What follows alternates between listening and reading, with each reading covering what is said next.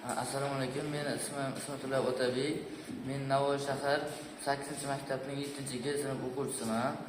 Men shu intervyu ko'rish tanlovi uchun taxlagan loyihamni bugun sizlarga ko'rsatib gapirib beraman. Bu loyiham futbol o'yini. Bunda ikkisi bir-biriga qarshi o'ynaydi. Buni ikkisi boshqarishi mumkin. Ikkita futbolchi boshqarishi mumkin. Ikkisi ikkita tomondan. Bitta futbolchi kelib to'pni olib, ikkinchi darvozaga uradi. Kirgizgandan so'ng o'sha gol yana bir bor qo'shiladi. Keyin u yana ikkinchi marta yana gol ursa, g'olib bo'ladi. Ikki qo'shildi va g'olib bo'ldi.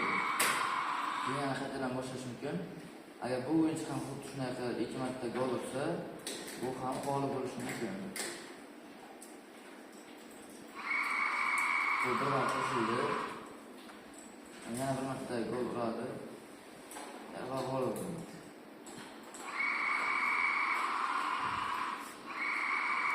Yana qaytadan boshlash mumkin.